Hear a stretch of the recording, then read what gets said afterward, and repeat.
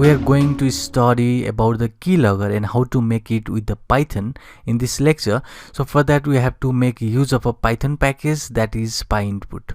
So PyInput is the Python package or the module that will allows us to control and monitor the keyboard and mouse action.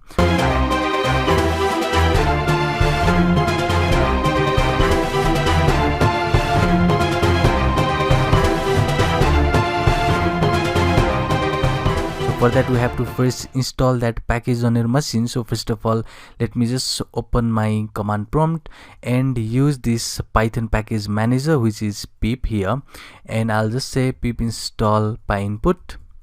So this is the package that is going to it is input, and this is going to just be installed on our machine to control and monitor the keyboard as well as the mouse action. So let me just install it real quick, and I have already installed, so I don't need to install twice. So in your case you should install this PyInput, which is the module. So next thing what you need to do is open your browser, and let me just type PyInput documentation in this Google, and let me show you the documentation part over here. Let it give to load, and this is the small documentation for this package, and you could see this is the library that is going us to allow to control the and monitor basically input devices that can be the keyboard as well as the mouse. So you can see there is a two section over here saying the handling the mouse and handling the keyboard. So let's see for controlling the keyboard first. Let's go over there, and it is going to give us the reference code over here saying that you have to first import your PyInput, and there is key and a controller. So this is very important. Here we have the key and a controller. If you go to the monitoring section, you could see we'll have the listener. So this is very important. This is going to just collect event until release. So that means this is going to be used to make the keylogger in the case of our section or for this lecture. So first of all, we have to make use of this listener as a controller of this PyInput to just check for this on press and on release attribute, and we'll just join that the listener part or basically any keyboard to our formatting key or basically to our Python shell or console. So first of all, what you need to do is simply use this PyInput and make some functions or the module, and basically based on that functions or the method we'll just have the listener which will just act like this way, that is it will just collect event until it is released. So let's see how we can just make this. So first of all, as always, I'll just create the new script. I'll save this script, and let me say this is a bad program.py, and let me just say keylogger.py. Let me just save this in the desktop. Now we have our script ready over here. So let's make some basic program for our keylogger. So first of all, as always, we have to import the module, and we have already installed the PyInput. So we can now make this PyInput, and we want to import keyboard. So first of all, we'll just see for the keyboard. So we are just importing the keyboard from this PyInput. That means we can just control and monitor the action of the keyboard now. So first of all, let me just define one method over here which will be on press. So here I'll just pass key. So what you're gonna do here is we'll just see the action over here which will be printed. So I'll just say key, and let's format this key, and I'll just say pressed. So this will be the output to the user, and let's format this first. So okay, let's format this with the key that is passed to the function. So let's close this on press method now. Now next is on release method. So let's make this on release, and here we are going to pass again the key. So in this we are going to print something that is obviously the key that is to be released. So I'll just say key, and it is now released because this is on release method. So I'll just format this again with the key that has been released. So let's format this. Now here we have to check if we are quitting or not. So there should be some key to quit. So I'll just say key, and if that key is equal to key.esc, which is basically to quit that script. So if it is the key, what you're gonna do is we are just going to print that is exiting from the keylogger, and let's close this first, and after that we are going to return now false. So what we just did here was we just made this on release, so this should be here, and now we have just printed over here with the formatting that this key has been released. And if this is the case that we just press the key that is ESC, then it is going to exit and it is going to return a false. But for some convention, we have to first typecast to this through the string. So first of all, we'll just convert this to the string, and we'll check that key with this key, if that key is ESC or not. So this is the keyboard key, which is to exit. So let's put our listener now. So if you just remember in the documentation, we have this listener right over here. So we have to make use of this listener, but if you see here, it has imported the listener right over here. But what we're gonna do is we have just imported the keyboard. So we have to call this listener from the keyboard. So I'll just say keyboard.listener. So this is our listener. So in this listener, I'm going to just add some of these attribute, which is onPress is going to call us the onPress method when keyboard is pressed, and when the keyboard is released, then we are going to call again onRelease method, which is done by this controller, and we are going to just alias it as listener, and let's join this listener now, which is basically the way. Okay, so what we just did over here, let's go to the documentation again, and you can see straight over here. Okay, so you can see straight here, this is the way to just collect the event when this is released, basically when this listener event is called. So when there is any event that is pressed on the keyboard or released from the keyboard, this listener is going to be active, and this is going to call onPress and onRelease method, what we just did in this script. And this is going to join us a key, and this is going to return if there is any exit condition. So what we just did here was we just made this py input to have the listener injected on this keyboard. So you can do similar in the case of the mouse. So you can see for the mouse documentation right here, and if I just go in the mouse, you can go over here, and you can now put some of this code in the listener: on move, on click, on scroll. So now I'm just going to go with the keyboard for. So let's check this first. So let me just save this, and if you see, we are going to run this from the command prompt. So it is in here. So let me just run this command prompt. I'm just going to go first in the desktop because it is in the desktop, and now I have to run this keylogger. So this is keylogger.py, and it is saying there is no keylogger. So what we just did here, okay, we just said keylogger py.py. Let me just go again. So the name was py.py. If I hit enter, now it is saying key.interRelease. So our keylogger is active now. So if I just go to any website, let me say bing.com, and if I just go to the Bing, you should see that it is active right over here. If I press any key, let me just search here with the Google, then you will see that this keylogger will have the Google right here. So we have pressed the G, and we have released the G, we have pressed L and again L. So that means it is going to give us over here, that is the Google. So G has been pressed and released, and again pressed and released. So there is a 2 action which is going to be handled by this script, on press and the on release. When we just press, this is going to be called. When we release the button of the keyboard, this is going to be called. And if we just see that if I just press ESC, this is going to be called, that is key.esc, and we just exit out of this script. So this is the way to work with this keylogger. So next thing what you can do over here is some modification. So let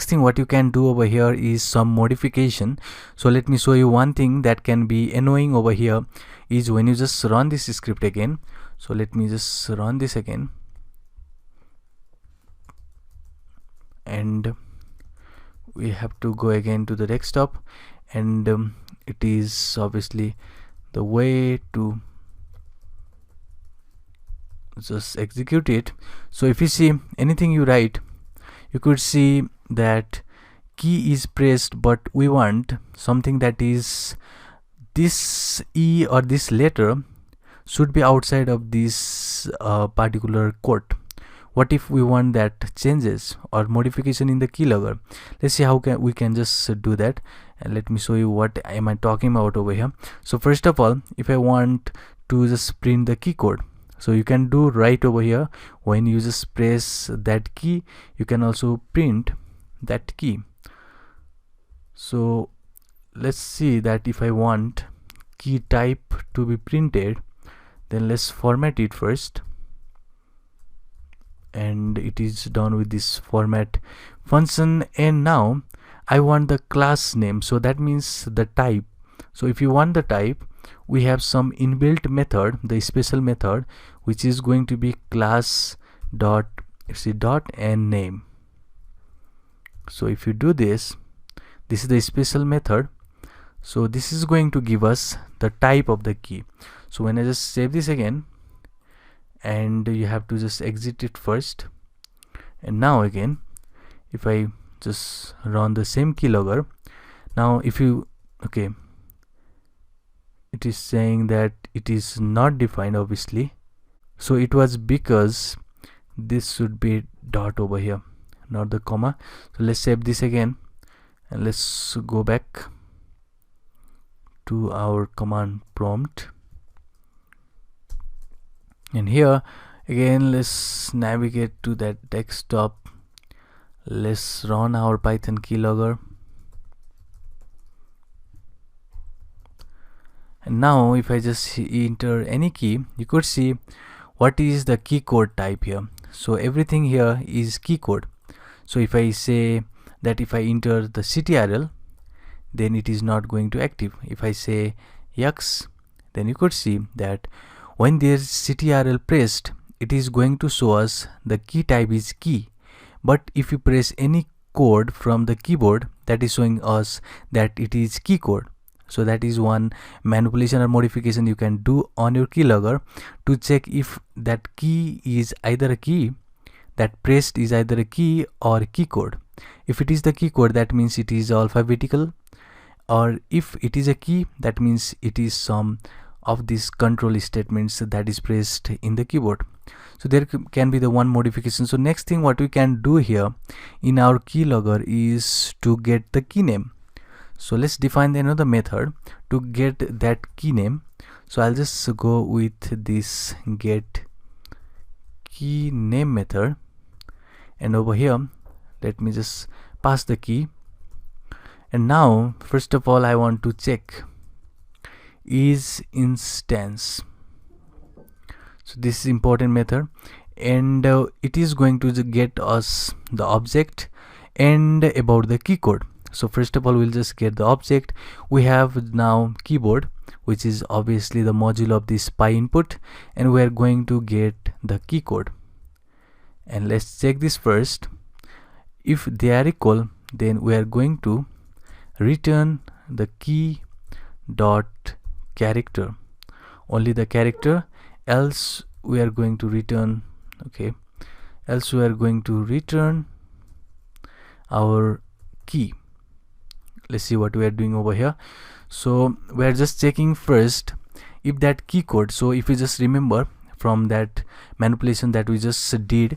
This key code was the code that is going to be something like ABCD. So if it is the instance, then we are just returning with that character, else we are getting only the keyboard. So let me just show you what is happening over here. So if I just go again and let me navigate again, let's run our keylogger. So now, okay, maybe something happened over here, so we haven't saved this. And next thing was we didn't even call over here. Let's format this. Before on release we have to call this get key name method.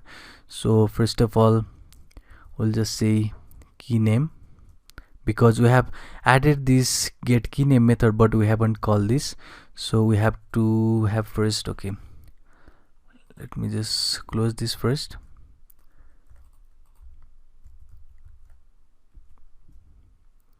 Now here I have to just add the key name first. So in this key name I'll just call our get key name and I'll just pass the key that is pressed, or basically that is when on we release. So next is also to get the key name. So I'll just get the key name again in the on press method, and that is also going to get the key. And after we get the key name, we are going to format this with the key name. And let's remove this, or you can simply comment this out. So again here you have to just format it with key name that we just get from here, and it is also going to be if the string key name. So it's ESC, then we are exiting from here and we are done over here. So this is the way to get the key name. Let's save this again and let's see if this works or not. So we're going to just execute it again.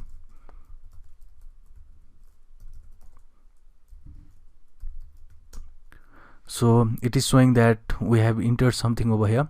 So now if I enter any key, you could see now we have formatted our result. So instead of just quotation in this character, we have now the simple logic. So you could see if the key has been released or key has been typed and everything. So you can simply go to the Hotmail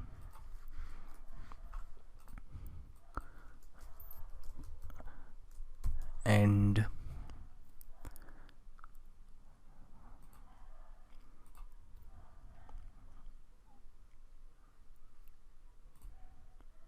okay, let me see Twitter. If I just go to the Twitter login and get some value over here and password, and if I just say login and everything, you could see you'll get everything over here. So it is repeated twice, and if you want only the one key to be seen, you can simply remove that on release code and you could get all of here. So you could see the username over here and the password was typed right here. So this is the simple keylogger that we just built from the PyInput. We just made use of this listener, that is the controller that is going to be handled by this PyInput module, and this is going to call this on press on release method, and based on that we have just formatted, we had to get the keys, and based on that keys we have formatted the key name, and we just saw how this output looks like. So this is the way to make a simple keylogger. We'll see advanced keylogger in the upcoming lecture. See you in the next one. Now in this lecture we'll make our own next keylogger. So let's first of all see what is the main disadvantage of the keylogger that we made in the previous lecture. So if I run this keylogger again, then it is going to just get the key that is going to be released or pressed. So this is effectively working in the case of a keyboard. So let's see one scenario. What if the user copy and paste to the respective field? the social media. So if I just go again, and if I just copy this again, and if I'm going to paste it over here, then if you go back to our keylogger, it is not going to show us anything about this username and the password. It is only showing us that it is Control C, Control V that is being pressed, nothing about this what we just copied over here. So that is the main disadvantage. So that is the main disadvantage of this keylogger. So let's see how we can make or just modify this keylogger. So there comes this Piper clip. So this is very important module.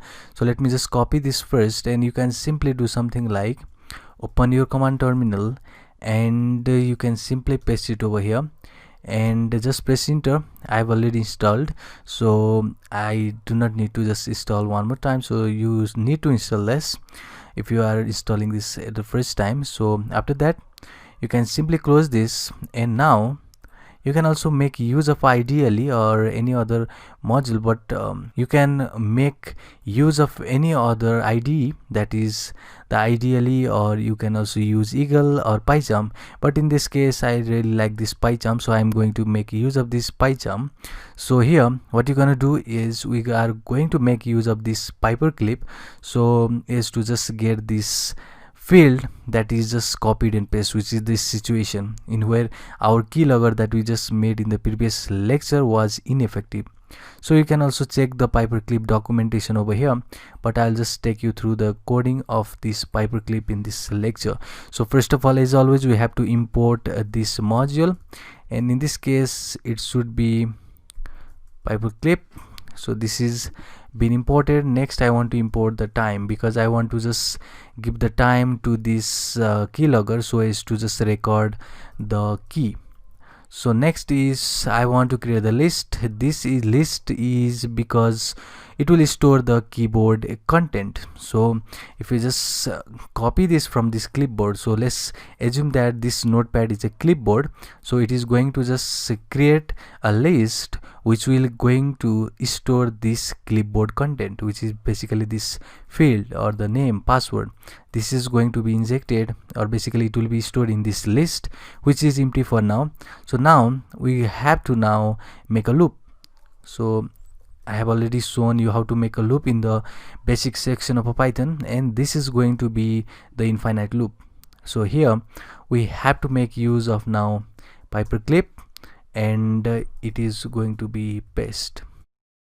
So what we just did here, so this is the method, basically paste is the method. So if the clipboard content is not empty, so what we're gonna do is we are going to see first this clipboard content if it is empty or not. In this case, this method is going to be called, and if it is not empty, so we have to make the condition for that, that is with this none.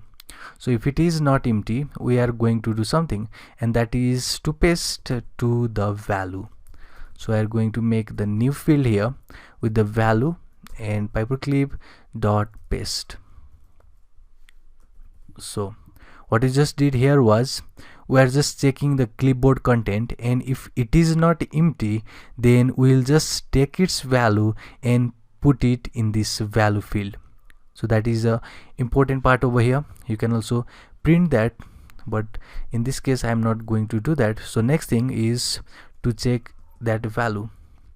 If value not in the list, so I have already told you before that this list is going to contain your clipboard content. So it is